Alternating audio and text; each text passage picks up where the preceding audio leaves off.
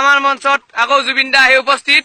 জুবিন দা এটি সুন্দৰ গীতেৰে আমাৰ ফাংচন সমাপ্ত কৰিবলৈ আমি আহ্বান জনাইছো।